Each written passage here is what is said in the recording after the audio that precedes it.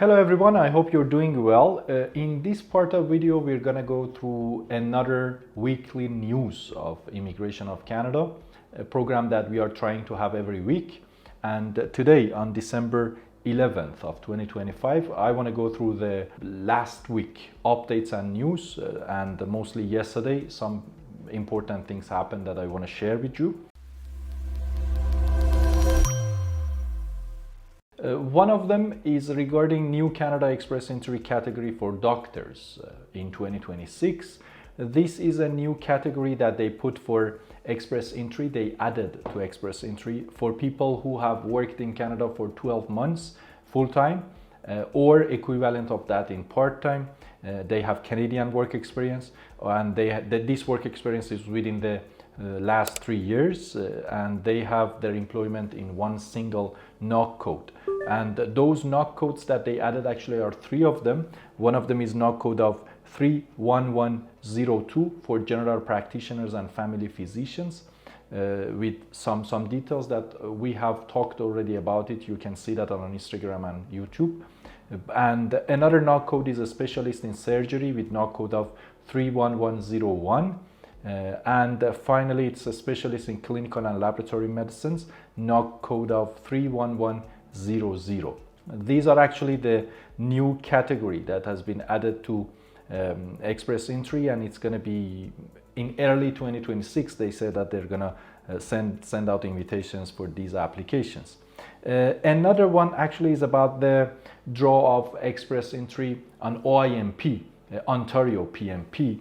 And we have put this again on social media. I'm going to read it in order to make sure that the details are correct. One of them on December the 10th, 2025, Ontario issued 1,057 invitations for healthcare related occupations and early childhood educator in a job offer stream of Ontario. We have already talked about job offer stream, and those people who can get a job offer from an employer. A PMP of Ontario is very good for those of them, so they can apply for permanent residency through job offer of Ontario.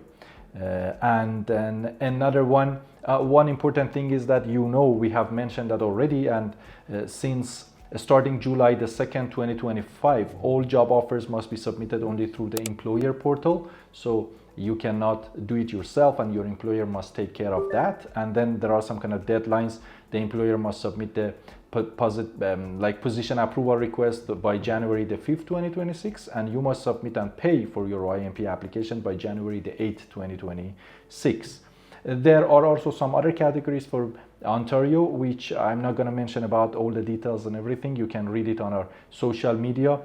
But this is a good sign, showing that if you have good situation, if you know what NOC codes to apply for, or if you know all the categories of PMP, you may have some chances to be selected on PMP of Ontario, because this is one of the good programs they are sending, and they're inviting more people. Another one is that Express entries, CEC, Canadian Experience Class, had one of the biggest draws, and they invited 6,000 people. They sent out invitations for 6,000 people with a score of 520. It's good because 520, for most of the people, is a high score. But the thing is that if you want to compare it with the previous ones, which was about 530 something, so we're going to see some kind of decreasing in the points, which is a good sign. It's actually showing that Canada Immigration, and mostly CEC, is now choosing more people from inside Canada. So if you can create your profile, it's a good idea to do that, because you still have some chances.